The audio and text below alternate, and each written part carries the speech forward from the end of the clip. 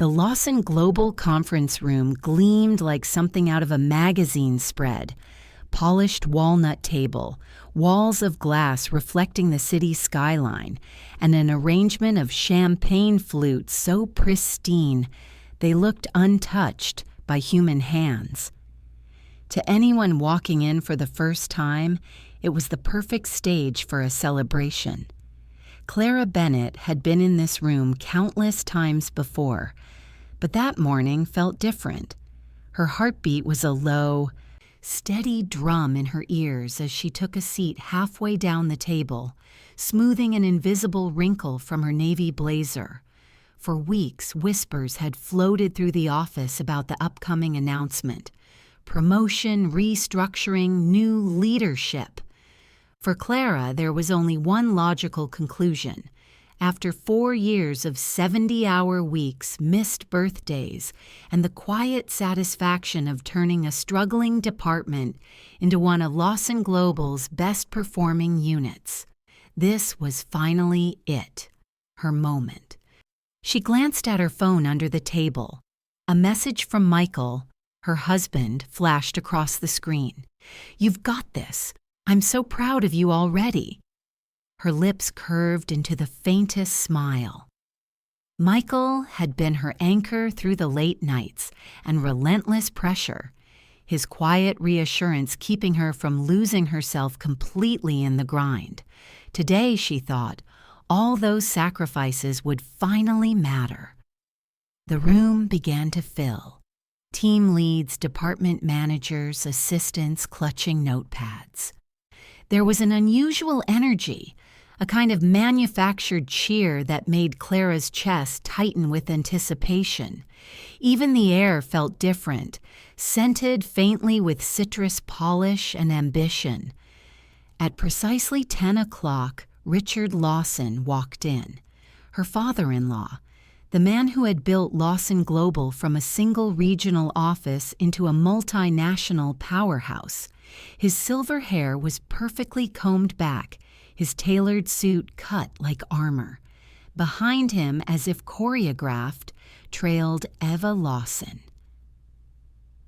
Clara's gaze flicked over her.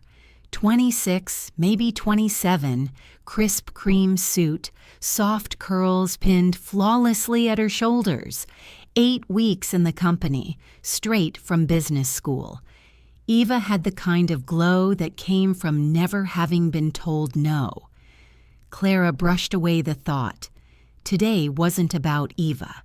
Today was about the years she had spent earning Richard's trust, the late-night phone calls to save clients, the quiet, reliable excellence that had kept this department from collapsing. Richard took his position at the head of the table, clinking a spoon lightly against his champagne flute. "Good morning, everyone," he said, his voice booming with a practiced warmth. "Thank you all for being here. Today marks an important step in the evolution of Lawson Global. We've faced challenges and we've overcome them, and now it's time to look toward the future." Clara's palms pressed against the table. Her body leaned forward ever so slightly, like a runner waiting for the sound of the starter pistol. "I am thrilled to announce," Richard continued, lifting his glass, "that our new regional director will be my brilliant niece, Eva Lawson." The sound of applause was instant and deafening. Clara couldn't move. For a moment, she thought she must have misheard. Her hands stayed frozen in her lap as the rest of the room erupted into smiles and cheers. She forced her gaze to Eva, who stood with a modest little grin, cheeks flushed with the joy of an opportunity handed to her on a silver platter. 8 weeks. Eva had been here exactly 8 weeks. Clara's throat went dry, the taste of champagne bubbles rising unbidden, even though she hadn't touched a glass.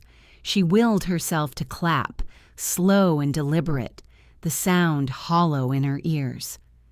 Richard's eyes swept over the room, landing briefly on her, and in that fleeting glance, She thought she saw something flicker, guilt, or maybe defiance. Either way, he looked away quickly. "Clara," he said, his voice full of public charm, "had been such a wonderful mentor to Eva already. I know she'll continue to support our new director in every way she can." Support. The word stabbed like a splinter. The applause finally ebbed as Eva stepped forward. "Thank you so much, Uncle Richard. I'm truly honored. I can't wait to learn from Clara's experience as we transition into this new phase." Transition. Clara swallowed hard. The corporate euphemism was almost laughable. This wasn't a transition. This was a takeover. She could feel the weight of eyes on her, curious and pitying all at once. A few coworkers glanced in her direction, their expressions softening, while others avoided looking at her entirely. Eva, radiant as a debutante, went on. "I know I have big shoes to fill, and I'm so grateful for the chance to contribute to the vision of Lawson Global. Together, we'll bring new ideas. Fresh strategies." Clara's mind blurred as the words dissolved into background noise. Fresh strategies, fresh perspectives, as if the hours she had spent building this department meant nothing. Her hands were folded tightly in her lap, the nails digging crescents into her skin. For 3 years she'd been promised this promotion. For 3 years Richard had told her, "Just be patient." When the meeting finally ended, she stood on legs that felt foreign, unsteady. Her nameplate still read Clara Bennett, Senior Operations Manager, but suddenly it felt like a lie. On the way out, Helen Parker from Finance reached for her arm, her voice low. "I'm so sorry, honey. You deserved better." Clara nodded, unable to speak past the weight in her chest. She made it to her office, closed the door, and sank into her chair. On the wall, 3 framed certificates glinted under the fluorescent light. Employee of the Year, 3 years running. Proof of everything she had poured into this company, and now proof of how little it mattered. Her phone buzzed. A text from Michael. "How did the announcement go? Finally official?"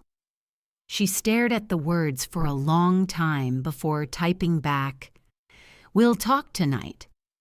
Then she set the phone face down on the desk and stared at the wall, the sound of applause still ringing in her ears. The rest of the day passed like a dream Clara couldn't wake from. She sat through meetings where words floated around her like meaningless static, answered emails without reading them twice, and forced a tight, brittle smile whenever someone's gaze lingered on her a moment too long. By 5 o'clock, her jaw ached from holding her face in place.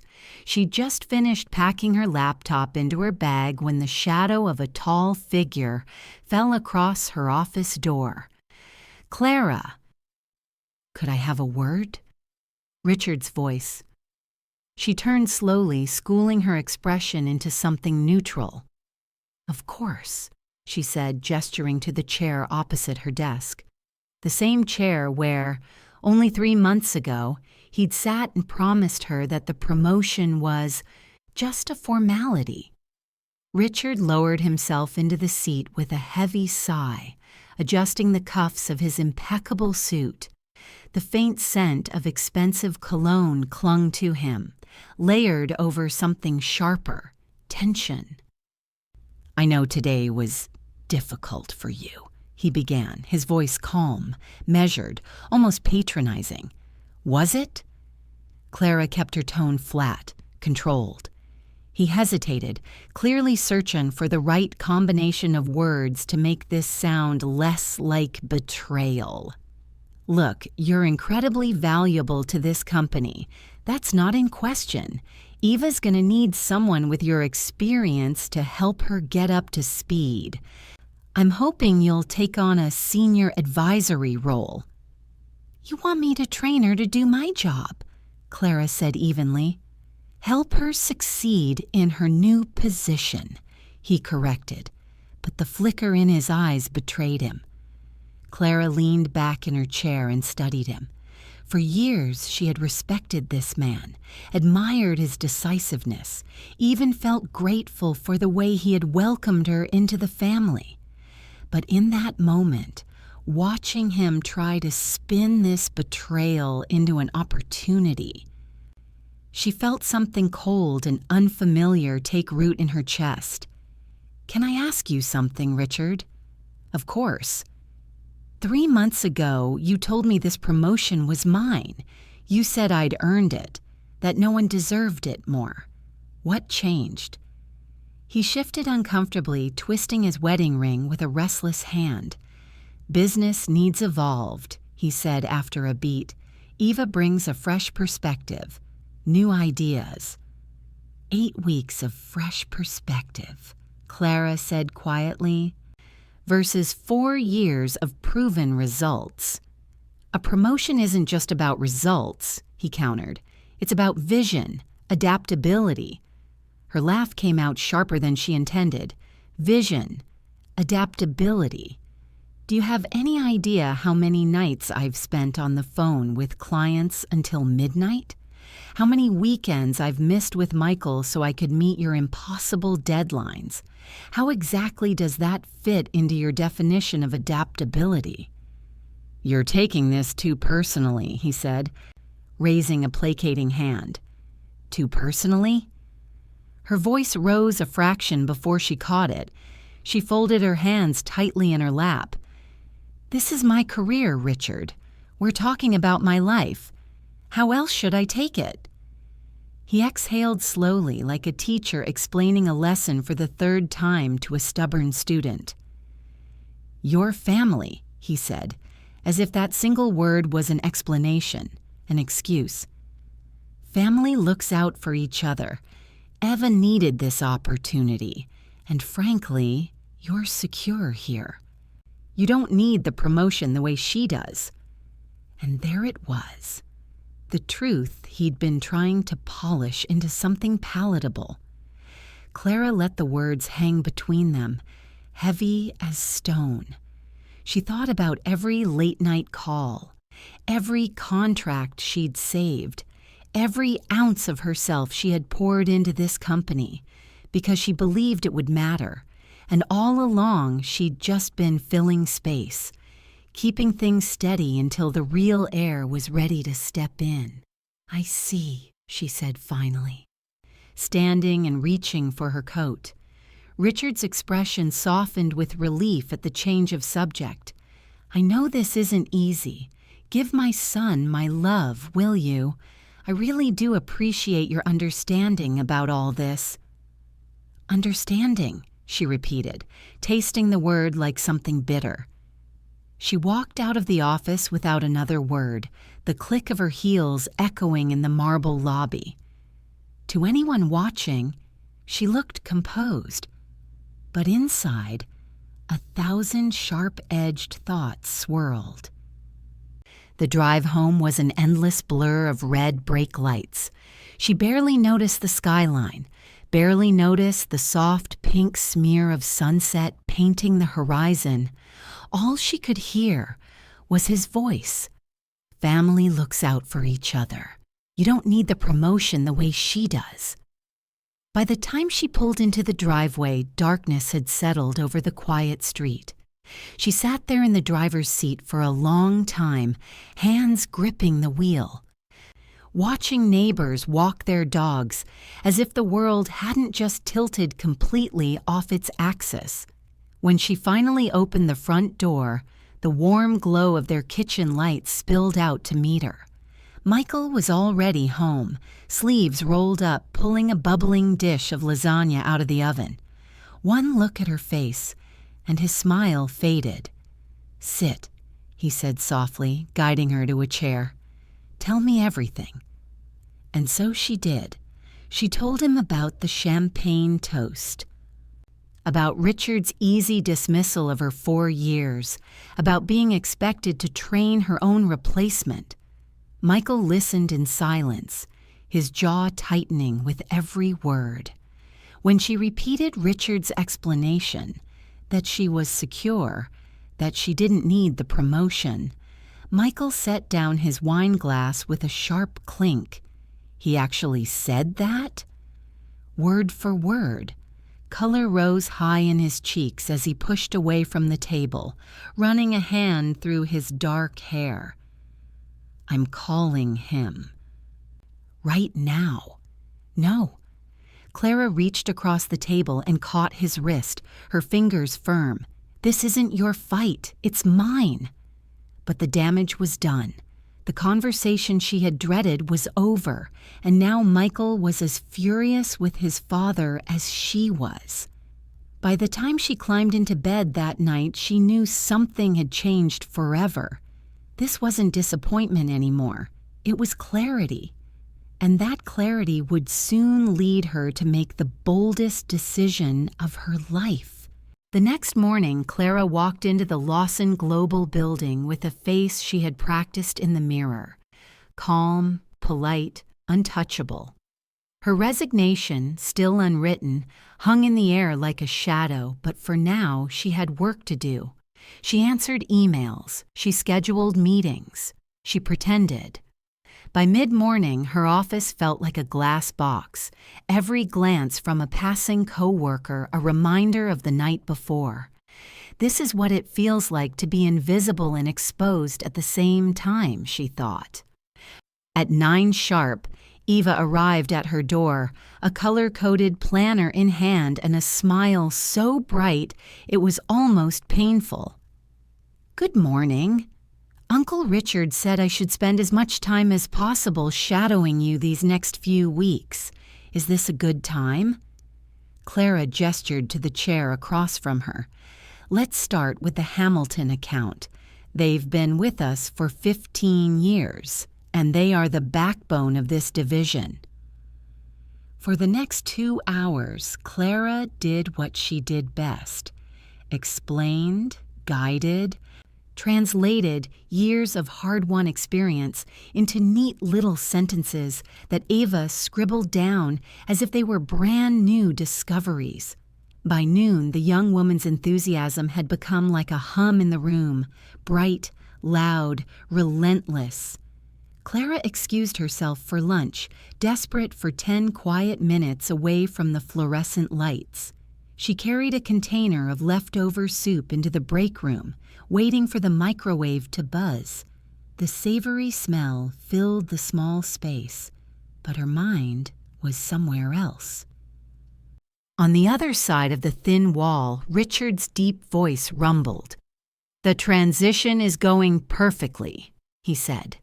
His words carried easily through the cheap drywall, clear as if he were standing right beside her. Clara froze, her hand tightening around the plastic spoon. Are you sure Clara's okay with all this? That was Eva's voice, uncertain, hesitant, tinged with guilt. Richard laughed softly. Clara has always been dependable, but we need someone with fresh ideas. Eva, you're the future of this company. Clara's stomach turned to ice. She seems so knowledgeable about everything, Eva pressed. Some of the clients specifically ask for her. That's exactly the problem, Richard said, his tone firm, confident. She's become a crutch for them. They're too comfortable. We need to shake things up, get them used to working with someone who challenges them instead of just agreeing with everything they say. Challenge them? Clara gripped the countertop so tightly her knuckles went white. She had spent years building trust, smoothing conflicts, making sure clients stayed, not running them off for the sake of ego. What about her feelings? Eva asked quietly. She's worked so hard for this promotion. She's family, Richard replied without missing a beat. She'll understand. Sometimes we have to make decisions that serve the greater good. The greater good. Clara's pulse thundered in her ears. Besides, he continued, she's not going anywhere. Where else would she go at her age? She's 40. Companies want young talent, fresh perspectives. We're doing her a favor by keeping her on. Her age, like a final insult, sharp and casual. Through the wall, she heard Eva say softly, "I just feel bad. She's been so nice about training me, and I can tell she's hurt." "That's because you have a good heart," Richard said, and Clara could hear the smile in his voice. "But business isn't about feelings. Clara will adapt. She always does. That's why she's valuable. She's predictable, reliable. She'll do whatever we ask because she doesn't have any other choice." Predictable, reliable, no other choice. Clara closed her eyes. The soup in her hand had gone cold, but she didn't care. She stood there, the words searing into her like acid. Not hot rage, not yet. Something colder. She saw herself in her mind. Years of late-night emails, contracts pulled from the brink, department metrics that had gone from disaster to top tier under her guidance. And all of it, every hour of sweat and hope, had been reduced to predictable, reliable, no other choice. Slowly, deliberately, she picked up the container and walked back to her office. She didn't slam the door. She didn't cry. She sat down at her desk, staring at the framed certificates on the wall, the ones that used to make her proud. The sound of their voices was still in her head, echoing, rearranging everything she thought she knew about where she belonged. It wasn't betrayal anymore. It was clarity. She had spent 4 years being exactly what they wanted: safe, stable, dependable. She had believed that if she just worked hard enough, sacrificed long enough, they would see her value. But now she understood. In Richard's world, she was a placeholder, a piece of furniture, a sure thing until the real legacy arrived. Eva came back after lunch, cheerful as ever, and Clara resumed the training as though nothing had changed. But every word she spoke, every file she handed over, every explanation of a client's habits, she stored away in her own mind as proof. Not for Richard, not for Eva, for herself. Proof of everything she had built, everything she had given them that they had so easily dismissed. When 5 o'clock came, she packed her bag with deliberate calm. She locked her office door, walked through the lobby without looking back, and stepped into the cold evening air. That night, at her kitchen table, the laptop's glow painted her face as she stared at a blank document. Her fingers hovered over the keyboard, and then, without hesitation, she began to type. Clara read the words on the screen 3 times. "Dear Richard, please accept this letter as my formal notice of resignation from my position as Senior Operations Manager at Lawson Global. My last day of employment will be 2 weeks from today. I want to thank you for the opportunities I've had here over the past 4 years. I've learned a great deal and am grateful for the experience. I wish the company continued success in the future. Sincerely, Clara Bennett." No anger, no accusations. Just a clean break. She printed it on her home printer, signed it with a steady hand, and slid it into a white envelope. Then she set it neatly on the dining table and stared at it for a long time. For the first time in months, she felt a strange kind of peace. The next morning, Clara dressed with intention, not just professionalism, armor. A charcoal suit, crisp white blouse, hair pulled back, and a thin line of eyeliner sharp enough to slice through any pretense. Her grandmother's pearl earrings gleamed at her ears. If this was the last impression she would leave on Lawson Global, she wanted it to be unforgettable. She arrived at the office earlier than usual. The building was quiet, the hum of the elevators her only company. She placed the envelope in the center of her desk like a declaration and began her day as if nothing had changed. She answered emails. She reviewed reports. She even helped a junior analyst debug a report formula. By 10 o'clock, the envelope felt like it was burning a hole in her desk. Clara picked it up and walked to Richard's office. His longtime assistant, a woman named Marie with kind eyes and soft silver hair, looked up with a warm smile. "Good morning, Clara," Marie said. "He's just finishing a call. Can you wait a few minutes?" "No rush," Clara said. "I'll wait." She stood there, watching through the glass as Richard gestured animatedly on the phone, a man still in complete control of his world, a world that, until recently, she had believed she belonged to. The door opened. "Come in," he said, still half distracted by his phone, waving her inside. Clara stepped in, closed the door behind her, and sat in the same chair where he had broken her trust only days ago. She waited as he wrapped up the call, then placed the envelope on his desk. "What's this?" he asked, picking it up with mild curiosity.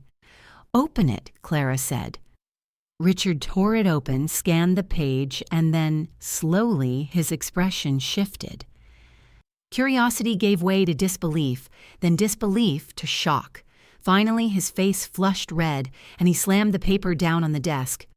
"You can't be serious." "I am," Clara said evenly. "You're resigning." His voice rose. "Now? After everything? We just announced Eva as regional director. You can't abandon ship right when she needs you most." "Lawson Global will manage," Clara replied. "Eva's very enthusiastic. I'm sure she'll figure it out." He shot to his feet, pacing behind the desk, running a hand through his silver hair. "This is about the promotion, isn't it? Look, I know you're disappointed, but we can work something out. Maybe a different title, additional responsibilities. You've always been an important part of the team." "Stop." The words sliced the air. Richard froze mid-stride. "I'm not here to negotiate," Clara said. Her voice was calm but absolute. "This isn't about the promotion anymore. This is about respect. And the fact that I've realized I don't have any here." "That's not true," he said quickly, almost pleading. "You're valued. You're family." "No, I'm not," Clara replied, standing slowly. "Family would have been honest with me about their plans. Family wouldn't have let me train my own replacement without telling me that's what I was doing. Family wouldn't have described me as predictable and reliable while talking about how I have no other options." The color drained from Richard's face. "You heard that conversation," he said quietly. "Every word." Silence hung between them, heavy and final. Richard sank back into his chair, suddenly looking older, smaller than she'd ever seen him. "Clara, please," he said, his tone shifting, almost imploring now. "Let's talk about this rationally. Whatever you think you heard, I understood perfectly." She moved to the door, hand on the handle, and then paused. "You were right about one thing, though," she said without looking back. "I have been predictable. I've spent 4 years making excuses for being overlooked. I convinced myself that loyalty would eventually be rewarded, but I'm done being predictable." "What do you want?" he asked, desperation creeping into his voice. "More money? A corner office? Name it." Clara turned, meeting his eyes one last time. "I want to work somewhere that values what I bring to the table, somewhere that sees potential instead of limitations. Somewhere that doesn't think 40's too old to have fresh ideas." Richard opened his mouth to respond, but she was already walking out. Marie looked up, concern etching lines across her face. "Everything okay, honey?" Clara paused and smiled at her, a real smile for the first time in weeks.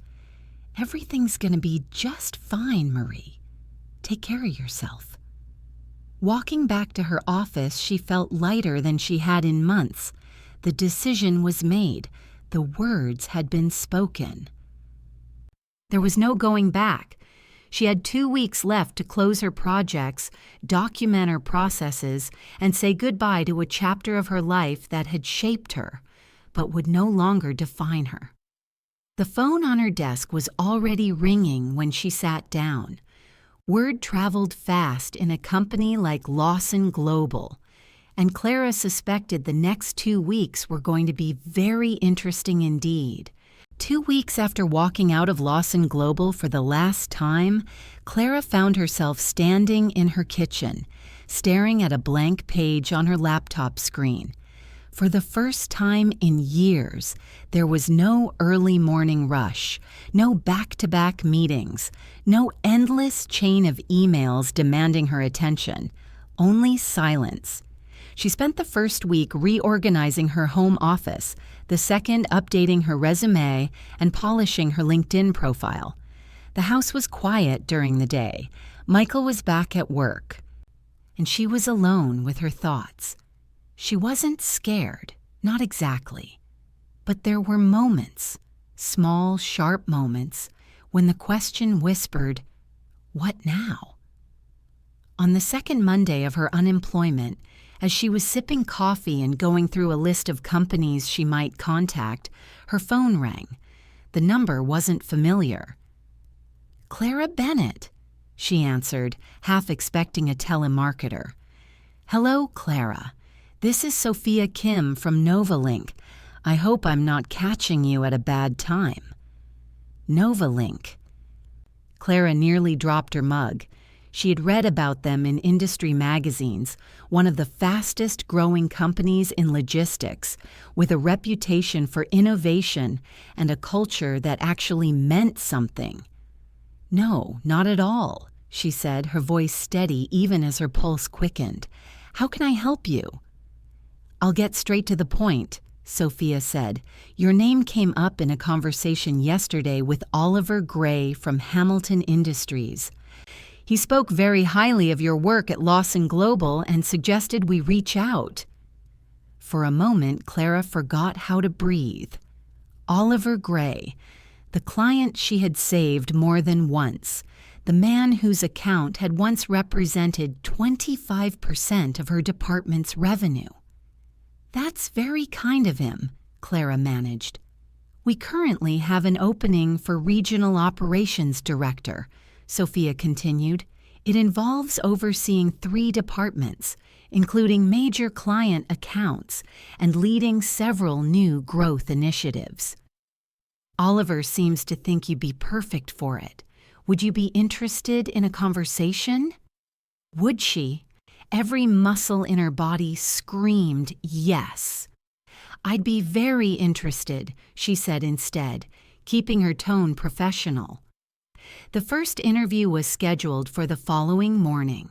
When Clara walked into NovaLink's headquarters, it felt like stepping into another world. The building was modern and full of light, with open, collaborative spaces, technology that worked, and an energy that was almost tangible. She was greeted warmly, not like a candidate who needed to prove herself, but like someone whose time was valued. Sophia met her in the lobby. "Clara, it's so nice to meet you in person," she said, shaking her hand with genuine enthusiasm. Oliver wasn't exaggerating. "Your background is impressive." "Thank you," Clara replied. The day unfolded like a whirlwind. She met with 3 department heads, each one more engaged and curious than the last. They asked thoughtful questions, not about what her title had been, but about how she solved problems, built client trust, and navigated crises. With every answer, she felt a weight lifting. 2 days later, she was invited back for a final interview with Ethan Ross, NovaLink's CEO. Ethan was younger than Richard but carried the same sharp focus, a focus that, to Clara's surprise, felt like curiosity rather than judgment. "So," Ethan said, leaning back in his chair. I hear from Oliver that you practically saved his company more than once. Clara smiled faintly. I just did my job. Funny, Ethan said. That's not how he tells it. He steepled his fingers and studied her for a moment. Why did you leave Lawson Global? Oliver said you'd been there for several years. Clara had practiced this answer. She could have said something neutral. It was time for a new challenge. She could have lied. But as she looked at him, this man who had built a company on merit, not legacy, she realized she didn't want to lie. I reached a ceiling, she said simply, a ceiling that had nothing to do with my performance or potential. Sometimes you realize that loyalty without respect is just servitude. Ethan nodded slowly. We don't believe in ceilings here, Clara. We believe in earned advancement and mutual respect. Does that sound like something you could work with? It sounds, she said, like everything I've been looking for. 3 days later. The phone rang again. This time it was Sophia.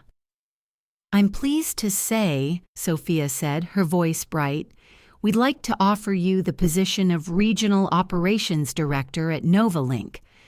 Clara gripped the edge of her desk.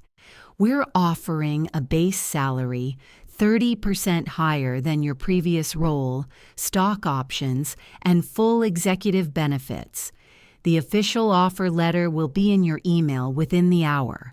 We'd love to have you start as soon as possible. For a moment, Clara couldn't speak. Thank you, she said finally, her voice steady. I'm honored, and I accept. The night before her first day, Clara laid out her clothes on the arm of a chair. A tailored deep blue suit, a simple necklace, and polished shoes. She caught a glimpse of herself in the mirror. The woman looking back wasn't the same person who had walked into Lawson Global that morning 2 months ago. Hoping for recognition, this woman knew her worth. And tomorrow she would walk into a company that saw it too. On her first morning at NovaLink, Clara stepped into a building alive with possibility. Sunlight poured through floor-to-ceiling windows, catching the edges of sleek glass walls and wide open workspaces. The place had an energy she could feel in her bones. From the very start, she noticed a difference. No cautious glances, no forced smiles. People met her eyes directly, welcoming her as if she already belonged. Sophia gave her a quick tour before leading her to her new office. This is temporary, she explained. You'll probably want to reconfigure as you settle in, but we thought you'd appreciate a quiet space to work. It was smaller than the one she had at Lawson Global, but brighter, with a view that stretched across the city. Clara smiled. I like it, she said. It feels real. By mid-morning, she was in her first leadership meeting. Sarah Martinez, who had been managing the department temporarily, stood and walked Clara through current projects. I'll be honest, Sarah said as she clicked to a slide full of numbers. The Anderson Group account has been a challenge. They've been threatening to leave for months. We've tried everything we can think of. Clara listened carefully, taking notes. When Sarah finished, she asked, What are they asking for that they're not getting? Clearer communication, accountability. They want a partner, not a vendor, Sarah said. That, Clara replied, I can work with. Within the first week, she started restructuring NovaLink's client communication protocols. It wasn't anything radical, just a disciplined, thoughtful system built on lessons she had learned the hard way at Lawson Global. When she presented the plan at the next executive meeting, Ethan leaned back in his chair, eyebrows raised. You've been doing this for years, haven't you? Yes, Clara said, matter of fact. And your previous company never made you a director? Clara's mouth twitched in something that wasn't quite a smile. Apparently, I was too predictable. Ethan laughed, not at her, but at the absurdity. Predictable results are exactly what we want in leadership. The first true test came with the Anderson Group. Clara spent 2 full days preparing. She studied their history with NovaLink, reviewed their pain points, and mapped out every conversation she had ever had with clients in similar situations. On the morning of the meeting, she walked into the boardroom with Sarah and 2 account managers. The tension was thick enough to taste. For 3 hours, Clara listened. She asked questions. She wrote down everything they said, and when the time came, she didn't make promises she couldn't keep. She showed them a plan, a clear, detailed structure for how NovaLink would meet their needs and prove it, week by week. By the end, the CEO of Anderson Group leaned back in his chair, thoughtful. No one from your company has ever sat here and just listened, he said. That's our job, Clara replied simply. 3 days later, Anderson Group signed an expanded contract, 40% larger than before. Word spread quickly. In the weeks that followed, department heads started coming to Clara for advice. She was included in executive strategy sessions. Ethan made a point of asking for her perspective, and more often than not, her ideas were implemented. The changes were immediate: faster response times, fewer client complaints, more signed contracts. Every morning as she walked into NovaLink, she felt the same quiet thrill. This is what it feels like to be seen. And while NovaLink rose, Lawson Global began to crack. The first whispers reached her through casual conversations at networking events. At a quarterly luncheon, Janet Mills from a mid-sized financial firm pulled Clara aside. "So you're with NovaLink now," Janet said. "Good for you. Things at Lawson, well, let's just say they're not the same. Your replacement doesn't return calls for weeks. It's a mess." Clara kept her expression neutral. "I'm sorry to hear that." "Sorry doesn't even begin to cover it," Janet said with a rueful laugh. "But you know what? It's making everyone think about where they want to be, about what leadership really means." 2 weeks later, her phone lit up with an unexpected call. "Clara," a warm voice said, "it's Oliver Gray. I hope you don't mind me reaching out to your new office." "Of course not," Clara said. "I just wanted to let you know. We're ending our relationship with Lawson Global at the end of this quarter." Her breath caught. Hamilton Industries, Lawson Global's largest client. "I'm sorry to hear that," she said. "May I ask what happened?" "It's simple," Oliver said, his voice heavy with frustration. "Since you left, no one follows up. Calls are missed. We had a delivery crisis last week. $2 million worth of equipment sitting in the wrong warehouse, and Eva told us to file a complaint. She treated it like paperwork instead of a crisis." "I see," Clara said quietly, "and when I called Richard myself, he said if we couldn't adapt to their new way of doing things, maybe we weren't the right fit anymore." The words settled like ice in her chest. "I just thought you should know," Oliver added. "And I also wanted to say the recommendation I gave NovaLink about you. Best business decision I've made in years." Clara sat back in her chair after they hung up, staring at the city skyline. She hadn't wished Lawson Global harm, but the consequences were catching up, and they were brutal. What Richard had once dismissed as predictable and reliable had turned out to be the thing holding the company together. As NovaLink expanded, they began hiring new staff to manage the growth. Clara thought of Helen Parker, still at Lawson Global, and made a note to call her. There was room here, she thought. Room for people who had been overlooked. Room for people like she once was.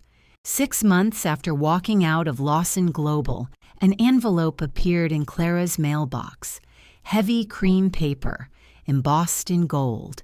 Lawson Global Annual Awards Dinner. The executive board requests the pleasure of your company. She stared at it for a long time at the kitchen counter, the paper cool in her hands. When Michael came home that night, he found her still holding it. "You're not actually considering going," he said, reading over her shoulder. "Actually," Clara replied, "I think I am." He blinked. "Why? Why put yourself through that?" "Because I'm not the same person who left that company. I need to see it, to see who I've become." The ballroom downtown was grand and familiar.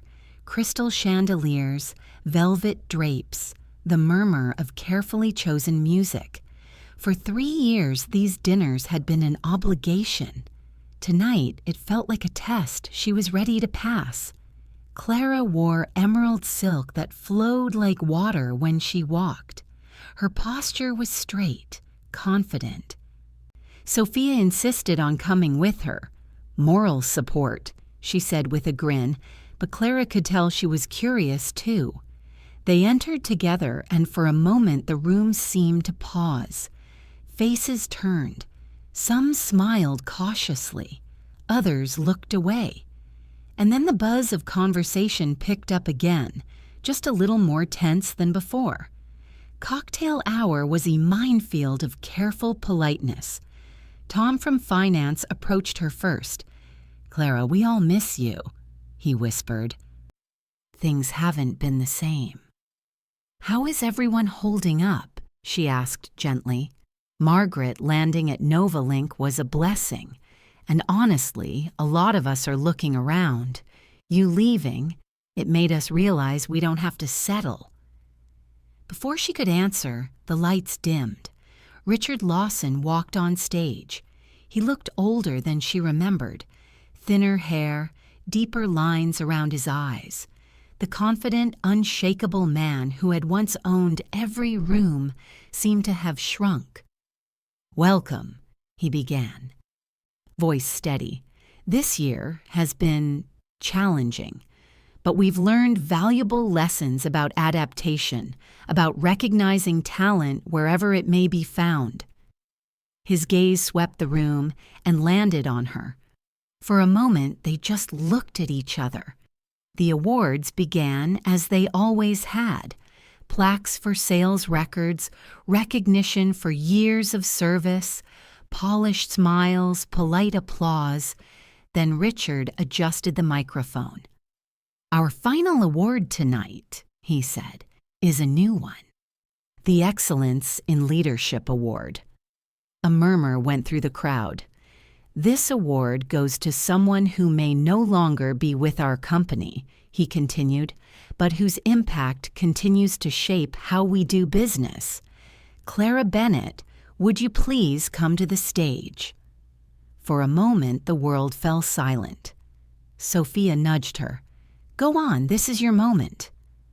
Clara rose, aware of every pair of eyes in the room as she walked down the aisle to the stage. Her heels clicked against the polished floor, steady, deliberate. Richard met her halfway and handed her a crystal award. Her name was etched deep into the glass. She took the microphone. "Thank you," she began, her voice clear despite the pounding of her heart. "Working at Lawson Global taught me many lessons about business, about relationships, and most importantly, about knowing your own worth." A hush fell over the room. "I've learned that loyalty is important, but it should never be one-sided.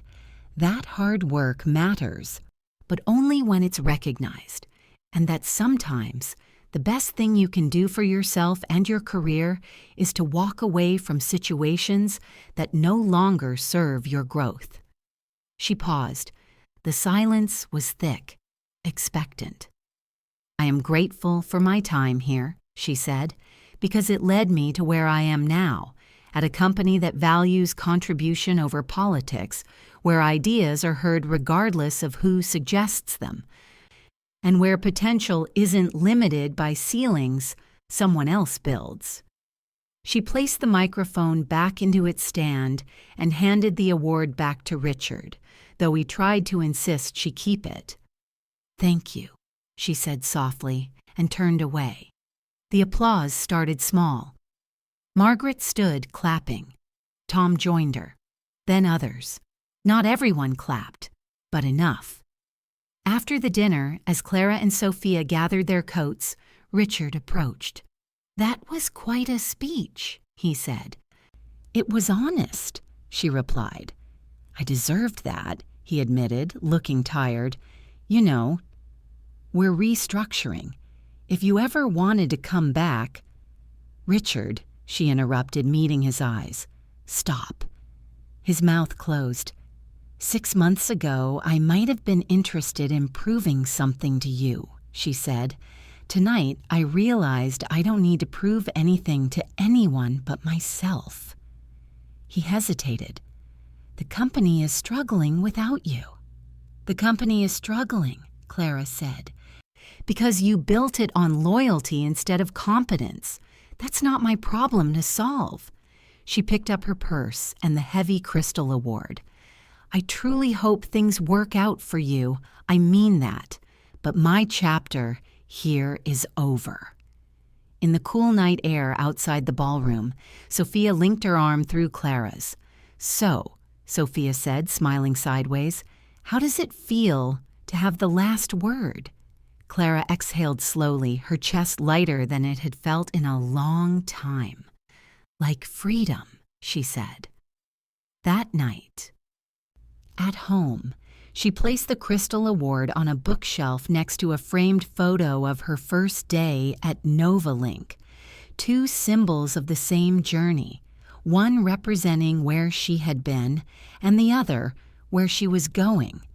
She looked at the woman in that photo, confident, valued, unafraid to take up space in the world. She smiled. Sometimes the best revenge isn't revenge at all. It's becoming exactly who you were meant to be. If you enjoyed this story, please like, share, and subscribe. And don't forget to leave us a comment. We'd love to hear from you. Thank you.